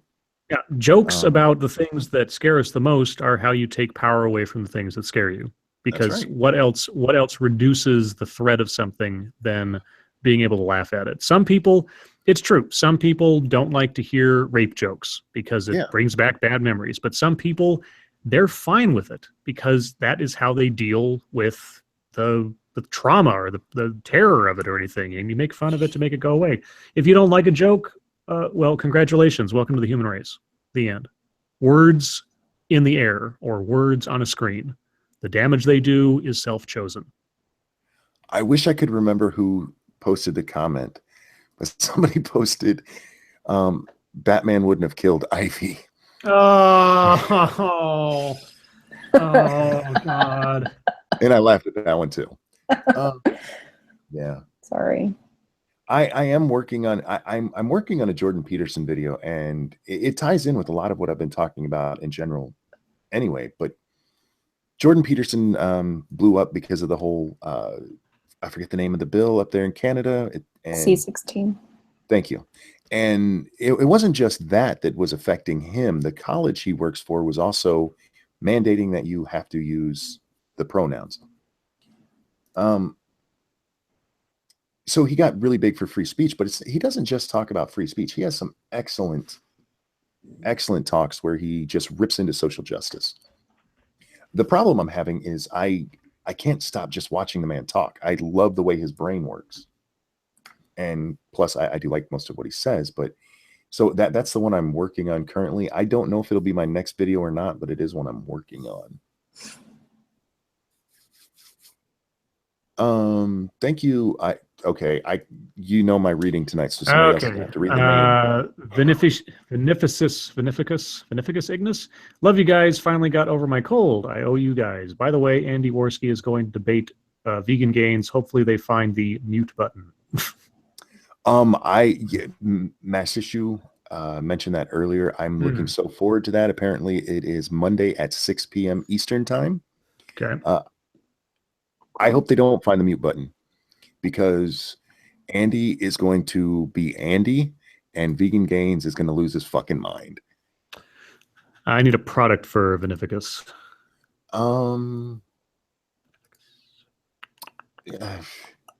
We need to sit down and just get you a whole product list. Okay, let me come up with something, because I'm sitting right here. I'm looking to my right, and what do I see? Aha, I see a wristwatch, because I took my watch off before starting the stream because it was pinching my wrist a little bit. So, this broadcast is brought to you by Beneficus Ignis. When you want a companion while you're jerking off, try on Beneficus Ignis. Oh, so okay, obviously you hated it. You hated it. I was answering Mara. This is why I don't chat. Well, that was a good one. No, you're Mara's just saying asking. that. You're just saying that now. You're trying to make me feel better. Okay, your reaction is better than your joke was. But Mara was asking, she said that she heard that Russian Deadpool was just in the National Guard, and she's heard that they don't do anything PTSD inducing. That is not true. No, that's not true. If you go back to the 80s, sure. But ever since the war started with Iraq and Afghanistan, the National Guard does get pulled up all the time and actually goes overseas. I have a friend who's National Guard, and he's done 2 tours in Afghanistan. Yeah. He did one in Iraq, one in Afghanistan. Now, that's not confirming what Deadpool did or did not do. That's just that if it's true that he was in the National Guard, it's possible he could have been exposed to something that would qualify for that. Correct. There is some, I don't want to call it evidence. There's some speculative evidence. How about that? Okay. That he may have never left the country, in which case, yes, that would absolutely be true. That there's, Grand Lady Monkey has to speaks. be up early, so I am on baby duty. So if she yells again, I'm gonna have to run up there and check on her. But okay. If he never left the States, yeah, there's nothing PTSD inducing about that. But this is all based or something. Yeah, well, I do know somebody who got shot in a barracks. It wasn't even a barracks; it was a command center kind of. I forget what the military name for it is, but another dude dropped a gun and it hit the guy in the ass. So yeah, I mean, that could do it. But if it's true he never left, then yeah, the PTSD just goes right out the window. But that is based on a profile he made. I forget the name of the site. It's linked several times on my video if you want to watch it. Yeah, it's linked on mine too. Yeah, so it just says that, I mean, he never gives any tour information about him ever leaving the States. So this is another one of those things where we just don't know. But just I wanted to address that because it is out there, and it's another one of the things. That was the whole point of my video, and it's what we talked about the other night. It's what SDA's video is about.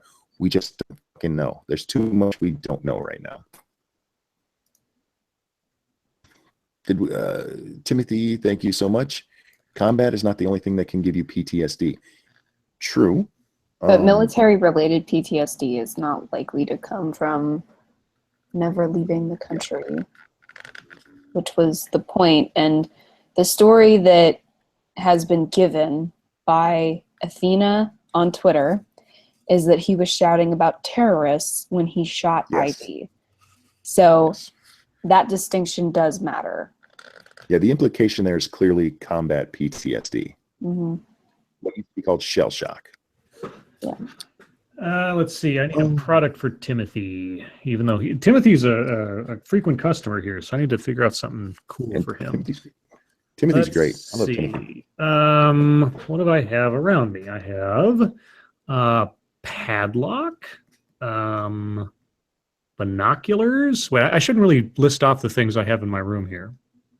That might start sounding really weird. Like, oh yeah, I've got duct tape, I've got binoculars, I got a padlock. What else do I have? And so we're going to be needing to get Scribe on a watch list. Oh, air freshener. There we go. Oh, there you go. There you go. Let's see. This broadcast is brought to you by Timothy Sielbeck. When you need to cleanse your room's air of cordite, try Timothy Sielbeck. Nice. And if you know what cordite Good is, I just made a dark humor joke about what we were talking about. Anyway. Yes. Oh, Timothy, Timothy did it repeat. again. Timothy, I've been diagnosed with PTSD by the VA and have not seen combat. Yeah, Again. but again, he was supposedly screaming about terrorists.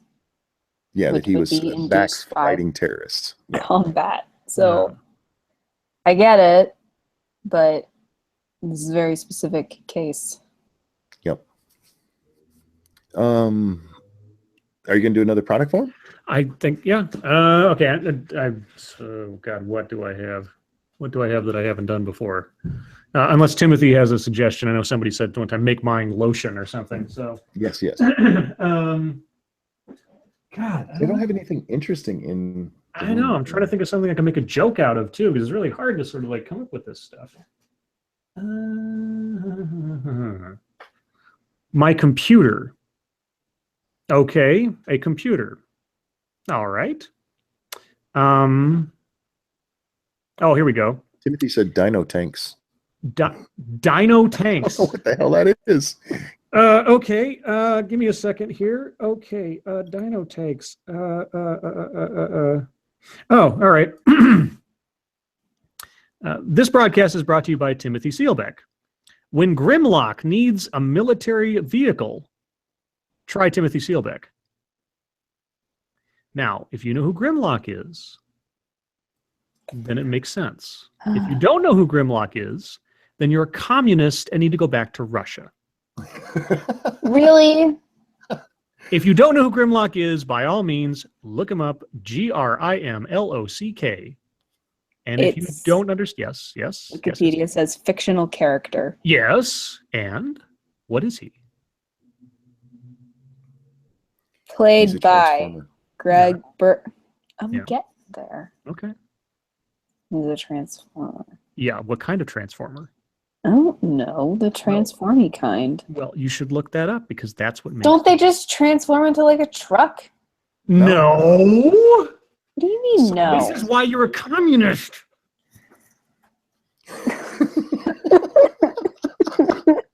What kind of transformer was Grimlock? I don't know. You want me to solve the puzzle for you? Yes. Okay. Grimlock was the leader of the Dinobots. Oh. They were transformers who turned into mechanical dinosaurs. And Grimlock was their leader because he was the Tyrannosaurus Rex.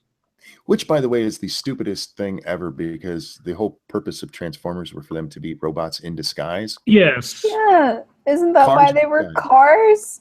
Well, have Robots you running seen around the as- posters for the next Transformers movie where you've got like a Transformer in World War I, a Transformer in like medieval times running around? No. What are they supposed to be? I don't know. I don't understand. It doesn't make any sense. This new movie's going to blow. Well, They all starts blow. off with the trailer. Oh, feminist girl, yeah. Yeah, in the trailer. She's like, yeah, I fight like a girl or Yeah. something. Timothy. Thank you, Timothy. Timothy, dino tanks are tanks the Army used before they had the M1. See, I'm not a military historian, so I don't know this. But Timothy, you're going for 4 here. At this point, you should just do one for Timothy because he's yeah, your boss right now. Timothy, what is your product? What is the Timothy branded product that I need to just keep in mind or need to be reminded of at least that we can say Timothy, Sielbeck, and blank? That's the sleeping pills. yeah, roofies. No. Timothy, you get to choose. For this amount of donation, you get to choose your custom product that will be yours. Like, I'll brand it with Timothy Sielbeck's fill in the blank. What would you prefer? Apparently, Dinobots were built by the other Transformers after they came to Earth. Yeah, makes so much sense.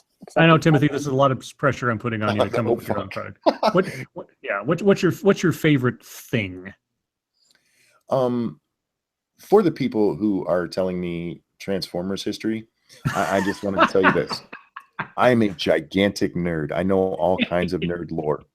But if you know Autobot lore, you're a bigger nerd than I, and I tip my hat to you. Yeah, that's true. That's true. And there is some deep Autobot lore. I mean, there's some really deep official canon Autobot lore out there. I remember reading some article somewhere a long time ago that went into the details. I don't remember because it was just so long ago, but there's a lot of it. Tim Sielbeck seal backpacks. Oh God, Guys, yeah. Well, we you didn't let me announce this. Oh, go ahead. I'm sorry. Yeah. No, I was just gonna say, Timothy. I'll keep a watch, and you just let me know what you'd like. Is it question time? Yeah, we are. I think we're done with YouTube. Yeah. Yeah. So, guys, this is your part of the stream. If you guys want to ask questions, throw them out there while we're waiting for Timothy. Timothy's getting the Peter treatment right now. Come I on, know. Timothy. Hi, Timothy. Just don't make Timothy's product a Peter. That would be well. I could, because I mean, just like this broadcast is brought to you by Timothy Sielbeck's Peter. Hey, Monkey, what WoW expansion did you play till? I have played all the way up through Draenor. I have the newest one, but I never played it. 1 second, sorry. Got a tickle at the back of my throat. I'm sorry about that. Yeah. But I played up until the I played in Draenor and was gonna keep playing, and I just got bored with it again and stopped. So I bought it and never played it. So that was dumb. Scribe, have you seen Repo the Genetic Opera? Yes, I have. That's the short answer. Oh God, Timothy! One of my favorite things to do is to listen to the three of you. Okay. But that's not a product. We kind of are. We're products of our parents. We're putting out a show. That's a commodity. You know what? This broadcast is produced by Timothy Sielbeck. He is now, after all this, an executive producer. Executive producer. Executive producer Timothy Sielbeck. If you'd like me to change that at some point, Timothy, by all means. But I'm gonna put this into the description. Executive producer Timothy Sielbeck. Flair Fritz wants to know the size of my dick. Big enough to keep Lady Monkey happy without hurting her. Well, that's good. Why are Transformers so lame? I never really got into Transformers because I didn't like the concept. It seemed they're neat toys, but as a cartoon and everything, I never liked the concept of cars that turned into robots and fought each other. I had a couple of GoBots just because I was a victim of cartoons and stuff. I had one. Yes. I had one mask car character, and it was a Jeep that it opened up and ejected out a speedboat. I had that toy. Did you? Yeah. You Yes. know what I wanted? The one I wanted? I wanted the jackhammer. I wanted the SUV that had like the turret that popped up in the back and could turn and spin around. I always wanted that. I thought it looked so cool, but I could never find it. My friend had it, but I never had it. I also wanted to get the Punisher van. There was at one point a Punisher van toy, battle van, and I was so wanting to get it, but it was like a KB Toys, and it was so special order, and it was expensive, and I could never get that. The one I always wanted was Kit. I never got my Kit Knight Rider car. There were two things I almost got when I was a kid. I almost spent my allowance on it, but like my mom warded me off. One was there was this kit basically where it was Terminator, and you could mold skin onto a Terminator robot. Yeah. And then you could like have a battle damage and it would be ripped off and stuff. And I was like, I want that so bad, because they had like a little injection thing. You put the robot in, you seal it up, you inject in the goo, you let it dry, and it looks like Arnold Schwarzenegger kind of, but then you could like tear off the skin and the robot's underneath. Wait, did you hear that shit? What? She's making fun of us. And this is new how? Well, because she's supposed to be here to validate us. I'm just pointing it out. No. But this brings up somebody asked the question and I want your guys' response to this. If SDA is Eeyore, who is Winnie the Pooh and Tigger? Eeyore. Let's hypothetically, if you're Eeyore. I think Monkey is Rabbit.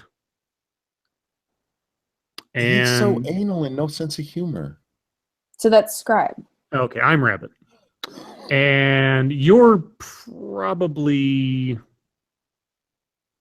you might be, you're not Kanga, you're not Rue.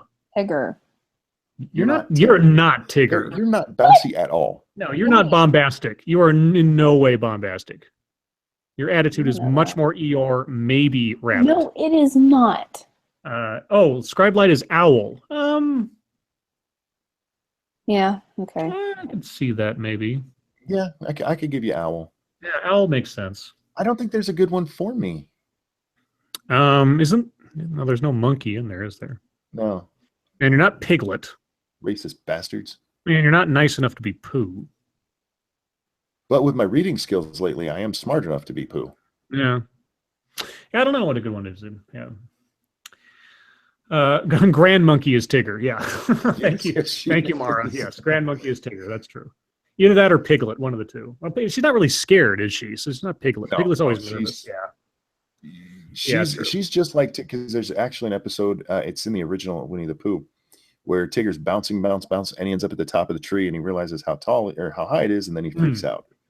That is Grand Monkey all the way. I just wonder, the other toy that I always wanted was this one. I think it was called the slime pit or something for He-Man, where like you chain him to this thing and then you'd like push this ooze all over him, and it was like from Hordak's dimension where She-Ra was, but he'd be like chained up and have like slime dumped all over him. I always wanted that one too. The one toy I always wanted that we never got was the USS Flag from G.I. Joe. Oh yeah, the 7-foot aircraft carrier. Yeah, the aircraft carrier. I knew a guy. There is a whole subculture about either fixing or recreating G.I. Joe play sets and toys. And I'm not kidding. There's a guy who you could order the specific parts 3D printed from places in order to fix or build your own version of the USS Flag. Oh, so we had the Sky Striker. Oh yeah. We had the Joe base, but we never got the flag, and that's. I always wanted a Rattler. Oh, had one. Oh, I wish I had a Rattler. I always wanted the Cobra stuff. The Cobra stuff was always so cool looking. Had the chopper. My neighbor had Snake Mountain. Oh God, I wish I had Snake Mountain. It had this voice changer thing, like the snake at the top of Snake Mountain. You could take it off, and it was a little microphone. You could talk into it. You could have your voice sound all like Darth Vader and evil coming out of the other side. Oh man, Snake Mountain. I had Castle Grayskull. I wanted Snake Mountain. I was just labeled as Gopher. Okay. Gopher. Oh God, I forgot that Gopher exists. Of all of them, I'll take that one. That's sure. probably the closest. Yeah, I'll take Owl. You can take Gopher, I guess. I forgot about Gopher. I still want Alabama, man. Well played, John Doe. Alabama, man. Shut up, bitch. Oh, I fucking love that episode. Scribe Light, my stepdad has AIDS. Snake Mountain. Fritz, your stepdad is a lucky person. The Fang. Yes, thank you. That was the name of the helicopter. Oh, right.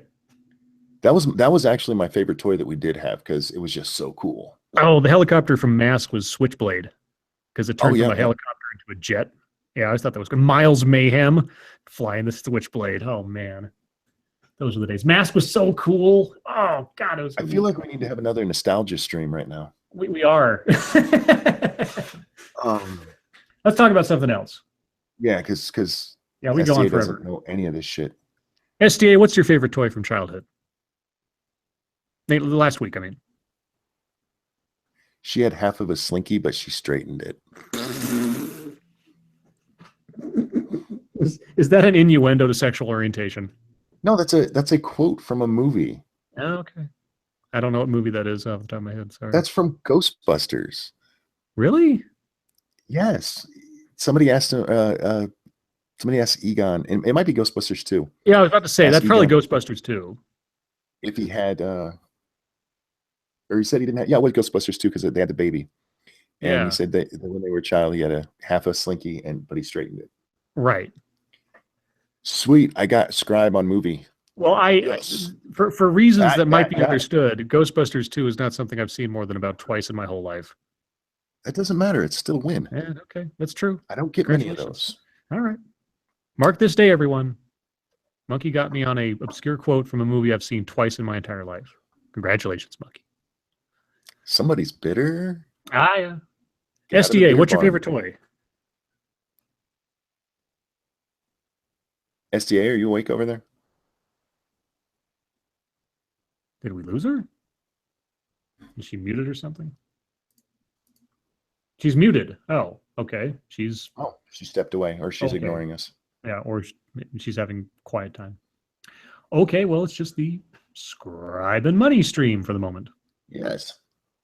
Let's see. Some dead American. Yeah. well, Excuse me. Thank you, Dean the Champ. Dean the Champ, who has just missed out on winning the first prize on the comments section of some of my videos the last couple times because somebody just beats him out by about 3 seconds or something. Which is apparently a very coveted thing to get my first prize, which I appreciate. You know, a lot of creators don't like that. I mean, where they're actually openly hostile towards it. No, I don't. I'm fine. To me, it was one of the things is like the first time I got a first comment, I was so fucking happy about it. Yeah. Because that's what happens on real channels. Bye, Vulcan. You got to go. Bye-bye. Hey, Vulcan. Yeah, we should do another nostalgia one just for fun. Maybe we'll do that as a after show someday. Yeah. Yeah, I mean, if somebody comes on, so enthusiastic about the fact that I posted a video that they don't even watch the video first, just want to get their comment in, that's fine by me. I'm perfectly fine. I don't care.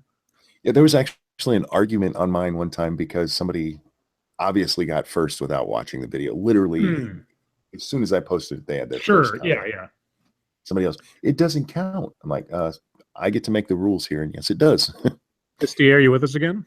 Yeah, sorry about that. Okay. Everything okay? Yeah. Okay. I didn't know you'd turn off your mic. I'd asked you, what was your favorite toy or toy line as a kid? I mean, I had a lot of Barbies. Did you really play with all your Barbies? Yeah. How many do you think you have? I don't know. I have no idea. A lot. Like more over than the 10, years. less than 50 kind of thing? Yeah. Because I was a huge fan of all the Barbie movies, and they usually had corresponding Dolls, yeah. dolls. And yeah, Did you ever see Barbie's Horse Adventure or Magical Horse Adventure? no. Okay. How recent is that? I think it's a video game. Oh. I have Barbie computer games too. My daughter loved Barbie. It's amazing how fast you can collect those. Yeah. Because your standard Barbie's like $10. Right. And that's a quick, cheap toy, and just make sure it has a different outfit than the last one. And suddenly my daughter has like 20. I'm like, what the fuck? Yeah. She had several of the computer games too. She had Barbie Riding Club is the one she played the most. I had one that had ice skating in it. And I don't even remember what it was called. Now, were there any toys in your childhood that you wished you had that you never got?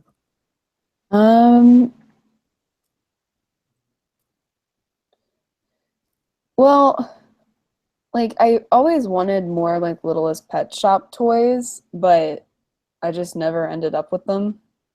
Well, see, the reason I ask is because just judging by my own children, as they were growing up, they didn't seem as interested in toys as my generation did.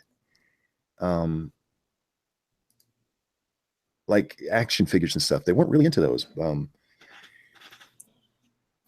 And it struck me as weird. It's not that they didn't play. I mean, they still played outside and everything. It's but they didn't want toys in it. It was always like, that's weird. And I don't know if it was just my children or your generation where toys weren't as big a deal. Yeah, it kind of depends on, I guess it kind of depends on the toy. The toys, the Barbies that I remember the most because I had the most of them because it was probably my favorite Barbie movie of the time was the one, it's called Barbie and the Magic of Pegasus, and I had the actual castle thing that went with it, and I had all the like Barbies that went with it, and I cared about that. But I cared more, I think, about like my Lincoln Logs. And I had Okay. this other toy, and I don't even remember what it was called, because I think my dad got it for me when I was like 1, and I just always had it. But it was like a toy where like you set up like this factory or something, and like it did stuff. And I don't even think we had by the time I remember playing with it, I don't even think we had all the pieces anymore, but it was really cool. Yeah, I So. always liked like Lincoln Oh, Logs, fuck, my Legos. trains. I had so Oh. many trains. That's what, yeah, that's, yeah, I was like super obsessed with trains as a kid. Ranting Monkey, why is dwarven armor able to fit normal-sized people? You're asking a rational question about a fantasy thing. That's your answer. I always loved that in WoW when somebody would tell me something wasn't realistic, as you're standing there talking to me as a cow. Do you remember erector sets? Yes, I do. I always wanted one and we never got one. Thank you for bringing that up and scarring me. I think I had one, and I never really used it because I think I think I got pinched or cut with one of the sharp edges or something, and it got taken away from me relatively quickly thereafter. Mm.